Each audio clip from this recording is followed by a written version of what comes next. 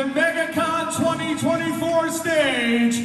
Let's hear it for Ewan McGregor!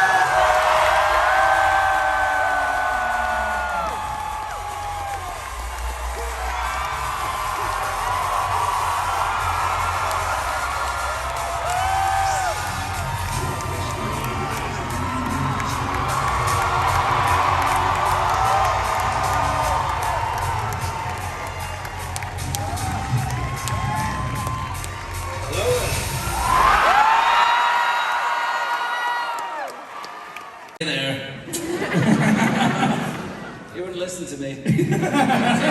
Didn't take orders. If only had listened. If only had listened.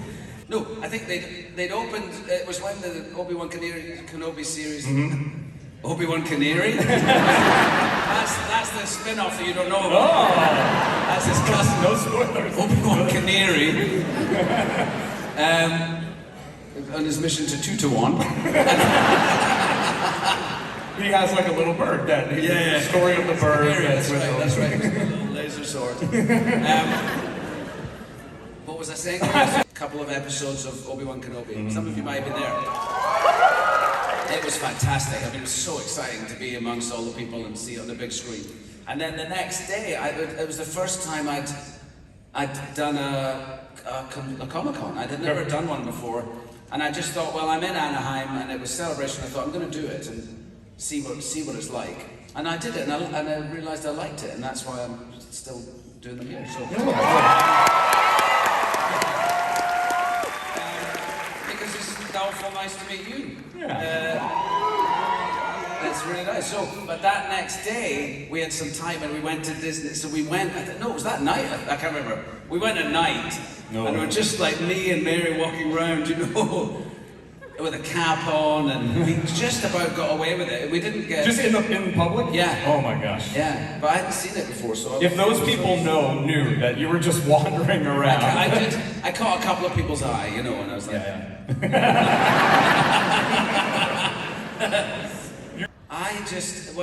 there's an awful lot of nice fan art that we see while we're signing, or while we're taking photographs of people. There's always nice, I just like when young people have done drawings, and I always like to try and I always encourage them to keep going, and because it is such that side of our nature is often the one that gets sort of trampled down first, in our trying to get through school and college. And I went down to in the studio where we shot the series, and met Deborah, and she sat me in this little screening room, and then pressed play and left, So I just watched 1, 2, and 3 alone, and it was awesome to see. I mean, it was just incredible to see, but because I was so thrilled with her work. She's so talented, Deborah Chow, our director, and I wanted to have just one person's vision, and my God, she's so brilliant. She knows the world inside out. She was always telling me what was what about, things that I was supposed to know about the world. She was keeping me right. That's funny. Was there something that you kind of came back to, or that you forgot? All the time. Names of planets, names of droids. Yeah, and names of everything. No, she was brilliant. And but when I watched the last 3, I did the same. So I went away, they weren't quite finished, I watched the first 3. And then I came back some weeks later, and again sat alone, but I was like, the 6th one really got me, I was just sitting there with tears rolling down my face watching it. I was so touched by it. It was originally going to be a movie, and I've often thought, well, should it have been a movie? But I kind of think it's great that we did it that way. And it's a longer story, and hopefully it's more satisfying as a result. We got more screen, more time to weave a story. Just hope we can do another one. Can everyone write to Disney? I'll give you some email addresses at the end. You'll just say, Dear Disney, let's have a bit more of Obi-Wan Kenobi, please. We are about to bring, as you just said, your brother, Anakin Skywalker, on stage a little bit later. Both like seeing him back on set for the first time, the first shot. Well, it's amazing. It was amazing because you can't imagine. We were very close when we shot the prequels, you know. Sure. I mean, I'd done the first one, which Hayden, of course, wasn't in, and then we shot the first one in London, and then they moved the whole shoot to Australia, where we shot the second one and the third one. And so Hayden arrived, and I just was so impressed with him right off the bat. He was such a serious young actor, and he just had so much thought about it, and he talked about it he talked about it in a deep way, like he was really trying to mine it for everything that he could get out of it as an actor, and I really admired that about him. And we were shooting away, you know, I didn't live in Australia, neither did he, so we spent a lot of time together, and we just had this, and we spent a lot of time learning these fights, and then we had that relationship on screen, you know, the sort of brother, what's the fancy word for brotherhood? Paternal? No, that's father. Fraternity. Fraternal relationship? Yeah, is it? Fraternal, yeah, fraternal. A bit jet lag. Yeah. Three flights, everybody. Brotherly relationship.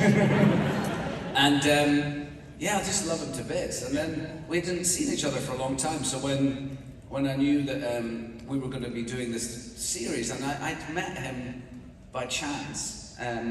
During the lockdown, I met him somewhere, and I was able to say, look, I think we're going to do a series of Obi-Wan. And at that point, we didn't know exactly what the story was, had no idea if we were going to, so I wasn't able to say, you know, I want you to be in it or anything like that. Right. It's because I didn't know yet where the story was going to go.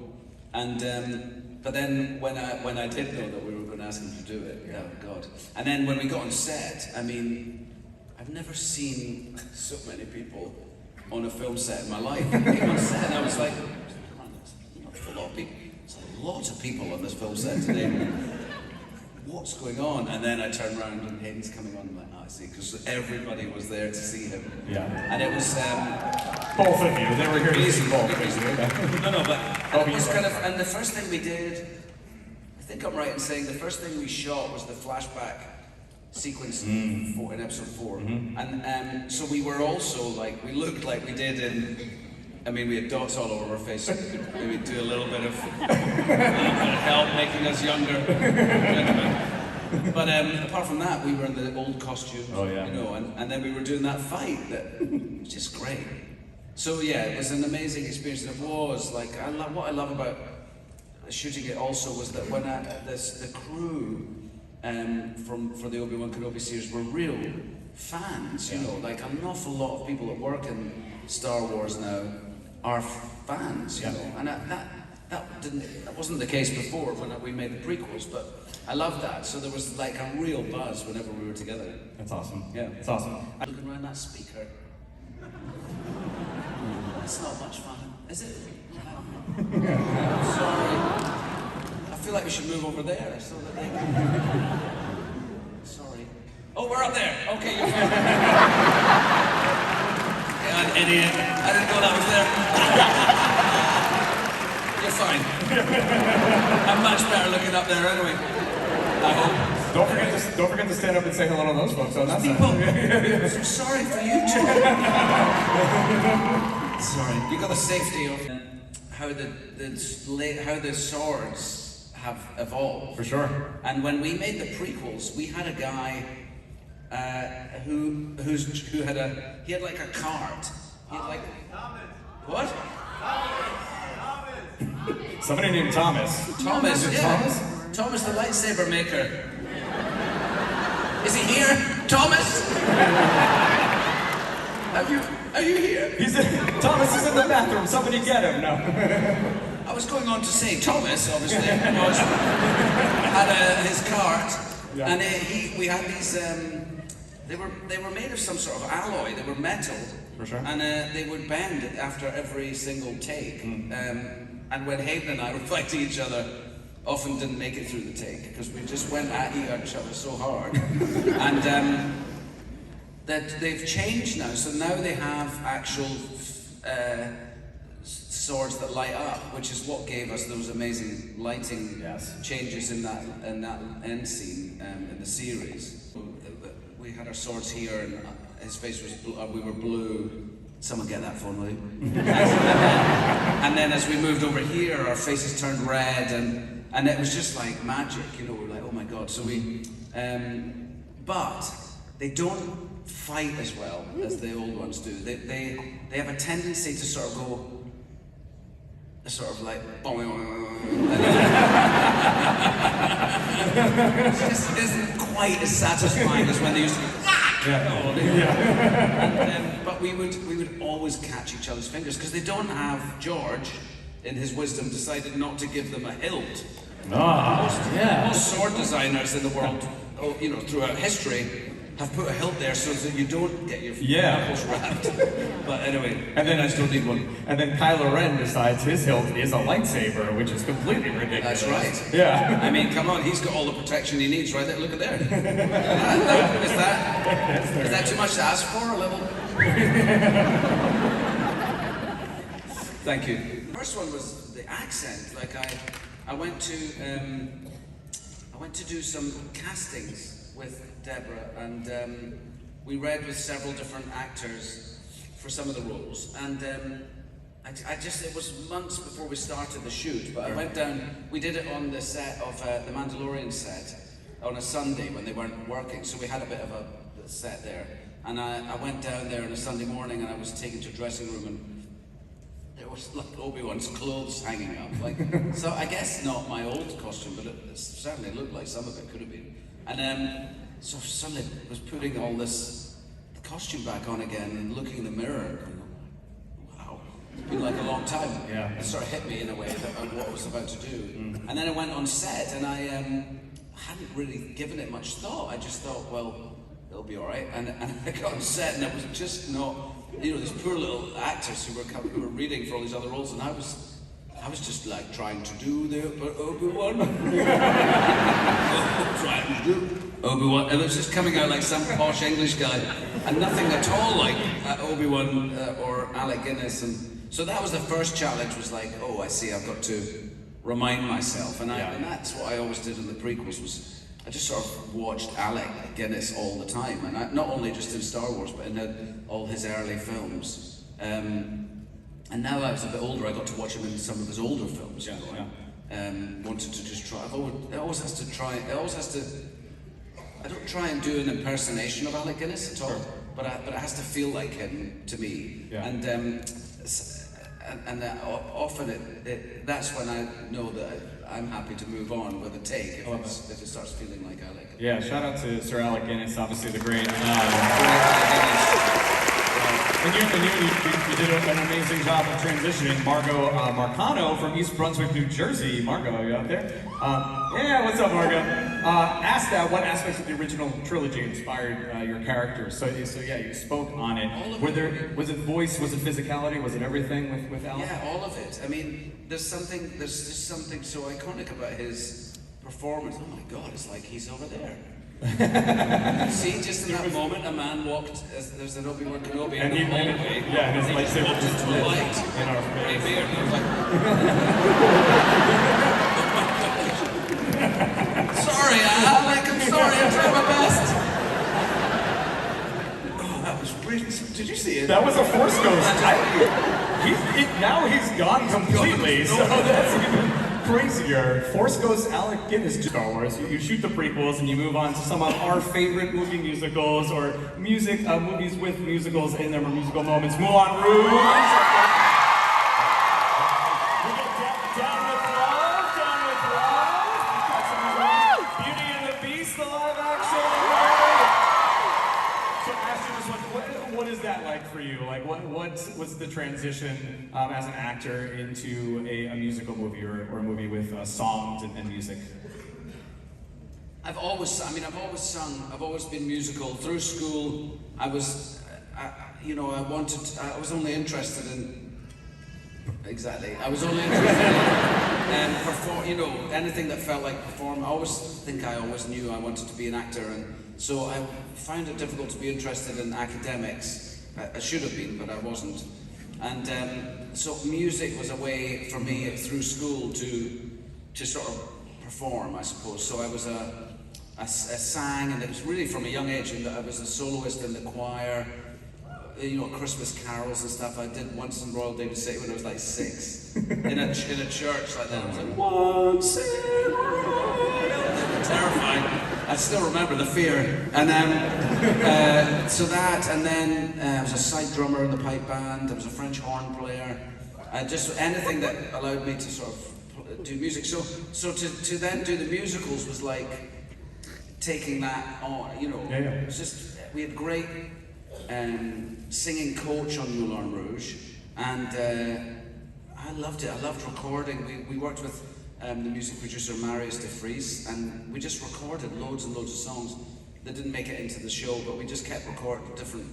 I suggested we do, for the end, after Satine has died, I suggested we record I Can't Live If Living Is Without You, the Harry Nilsson one. Oh gosh, it was a bit too on the nose. Yeah. But we recorded it nonetheless. Oh wow. It's somewhere. Everybody, it's Hayden Christensen!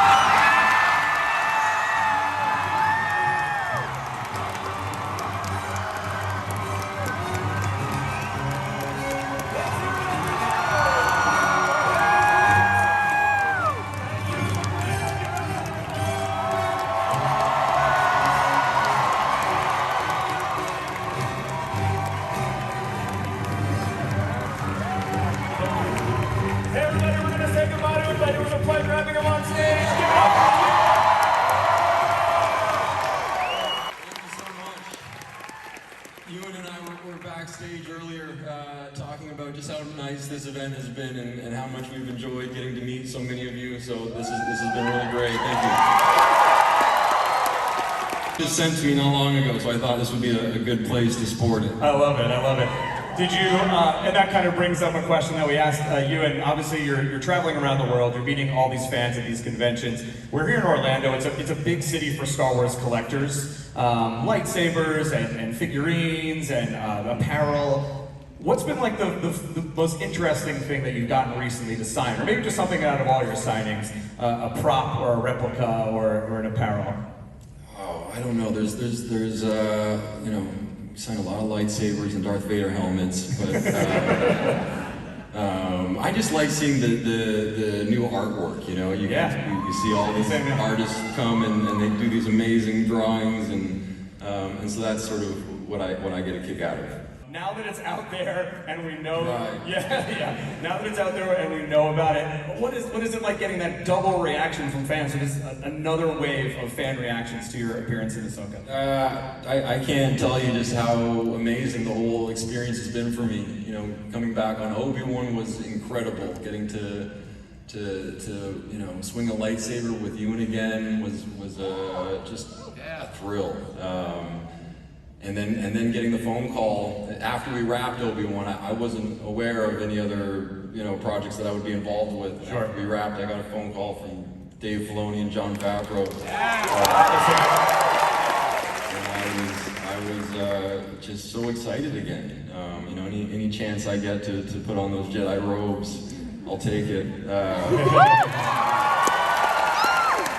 we had, obviously in Obi-Wan, we had the Jedi robes from the flashback. We had the suit of Darth with the battle. And then in Ahsoka, we get the battle outfit. The Clone Wars battle outfit. I don't know, I'm so excited to get to portray that version of the character. Yeah. When I had that call with Dave Filoni and Jon Favreau, they were sort of walking me through mostly what was going to be in Episode 5, and when he started talking about the world between worlds, and then we're going to go on this sort of journey through Ahsoka's memories, and then we were going to get to revisit the Clone Wars. I just thought I was just so excited about the whole thing. People have said that that Episode 5, Shadow Warrior, is some of the best Star Wars they've ever seen. Yeah. in terms of it just the feeling of it, like you felt like you were in the world, and also was bringing everything together all at once.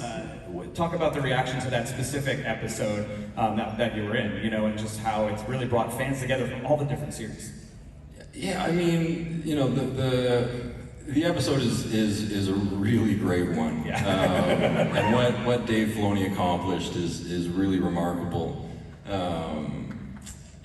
You know, sort of the context of it and the way it sort of informs Ahsoka's journey. It's really clever storytelling. Sure, for sure. But you know, the response has been really nice. I get people coming up to me on the streets just sort of saying like, Ahsoka episode 5. I know, me too. But yeah, you know, all of the praise should be directed towards Dave Filoni. Oh my God. That's the master. Talk about that scene, you know, shooting it and then kind of seeing it with after post. Again, I take no credit because all I did is I showed up, I walked. That was all that was required from me. And the way that, you know, they shot that and they cut it together. And, I just thought that the whole episode came out, you know, better than I could have hoped. That's awesome. Yeah. A lot of people also praised you for your integration of some of the mannerisms of Matt Lanford, you know, their voice actor. Yeah, give it up for Matt. Yeah. It felt like a seamless, again, a merging of two amazing performances, yours from the prequels and Matt's from the show. Did you listen to any of that? Did you study any of that, or did it sort of just come natural just as you were progressing? I don't know. I've been watching a lot of Clone Wars, so I think maybe through some process of osmosis, it kind of made its way in.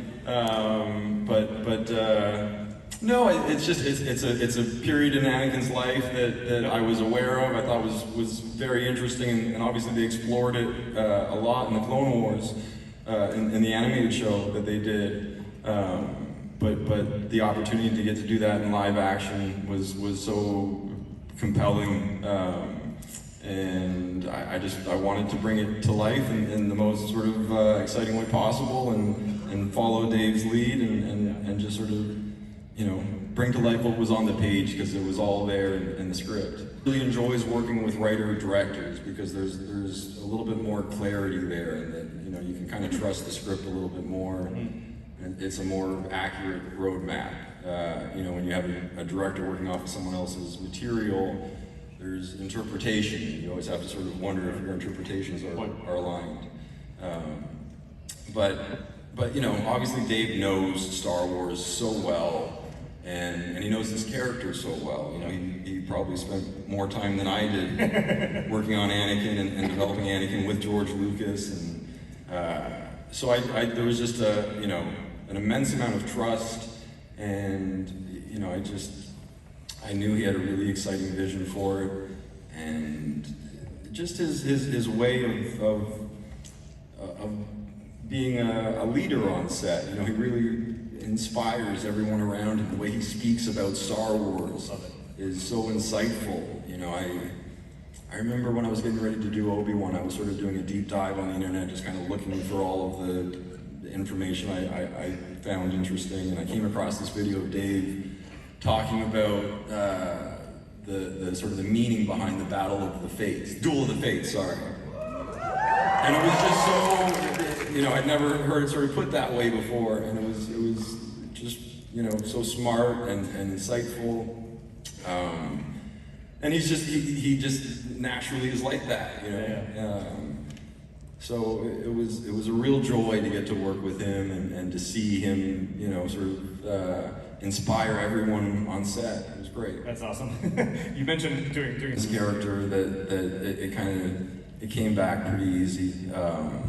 I just wanted to sort of like learn about all of the new Star Wars that maybe I wasn't caught up with. Sure. And that was a really enjoyable process, you know. That's awesome. Anakin Skywalker and Darth Vader is arguably the most complex character in all of Star Wars, right? Would we agree? Was there anything you were trying to insert in his journey to make sure the audience really followed along? You mean in terms of the work we did in the prequels, or coming like, back? I guess coming back to it after the prequels, yeah, knowing that you were kind of bridging the gap timeline-wise. You know, like, yeah, definitely. When we were doing Obi-Wan, we did the flashback sequence, and that was kind of like old hat. Like we'd done that before, and so that was just good fun. Going and doing the scene as Vader, that was new territory. Right, exactly. And then the same is true of Ahsoka. You know, playing the sort of wise mentor was a version we'd never sort of seen before. And getting to do that, and then sort of, you know, try to bring to life the Clone Wars Anakin. It's a balancing act, you know. And so even though I know the character, we're still sort of taking him in new directions, and you just hope that it resonates in a way with you guys as it did with me when I read the script. I think it resonated. Am I right, everybody? A lot of people talk about the scene. We talked about the quick transition from your back to Vader, but I think it was the glint in the eye when you turned from evil to, you know, dark side to light side. Yeah, right. Come on, man. Thanks, man. Yeah. I actually didn't. That was the one part that I wasn't really sure how we were going to do that. Yeah. You know, because it was scripted as, you know, he sort of transitions back, you know, to Anakin. Yeah. And I wasn't sure if it was going to be some special effect or what it was going to be. And so that was just sort of what came to us in the moment, and I really liked that bit too. Oh, it's beautiful. It was a beautiful performance, so thank you for that. Yeah. Thank you. Is there anything that you do specifically to kind of keep yourself in that good place, that positive place, that you can share with fans? Snow blowing. Yeah. I snow blow in the wintertime, and I sit on my ride-on lawnmower in the summertime. Yeah. Definitely helps. Everybody's got their release. I love it. Was the choreography difficult in the fighting scenes between you both, and how long did you both train for? Yeah, I mean they're very elaborate, you know, choreographed fights, and they take a long time to learn because, you know, neither Ewan and I are actually you know, trained swordsmen. We're just actors. So, but we took it very seriously, and we spent, you know, months training. When we were doing the prequels, we'd go to Australia a couple of months before and work with Nick Gillard. Yeah. Shout out to Nick. Shout out to Nick Gillard, the choreographer in the prequels. He just did amazing work, and that was a part of that process that I think I probably enjoyed the most. Just getting to go to work, and you're going to like Jedi training camp. Oh my gosh! Yeah. And it was just a thrill. Lightsabers, when you got hit on the knuckles, it left a mark. And they would bend and they would get all warped, and it was almost like a bragging point though. Like if we did a fight scene and then one of our sabers was like all crooked, we'd go show it to the other one and we'd be like, hey, look what you did this time. Can you reveal whose lightsaber you know, was more crooked at more? Yeah. It was a point of pride, but you know, we traded back and forth. But yeah, I mean, especially that you know, that fight on Mustafar. We spent a lot of time training for that. It was something that we knew was coming. We knew there was going to be this big showdown between Anakin and Obi-Wan. Sure. And we wanted to make it as epic as possible.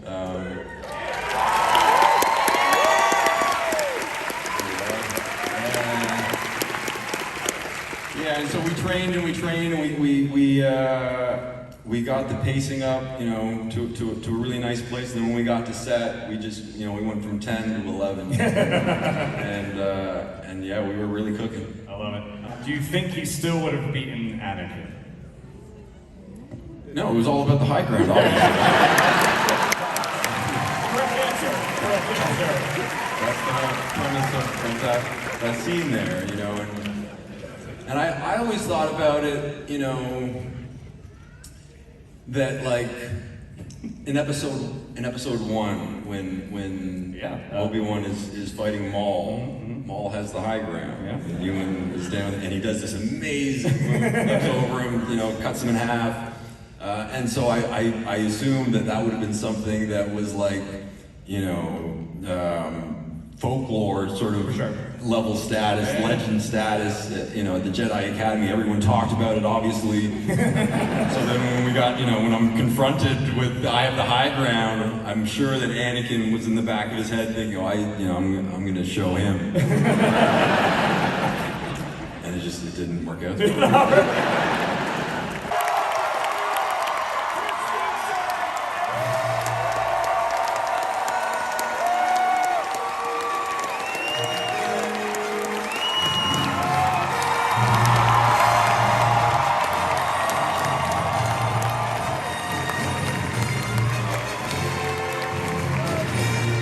If you guys enjoyed this video, make sure to drop a like, as well as subscribe to my channel if you haven't already, or even click to watch one of my other videos, and may the Force be with you.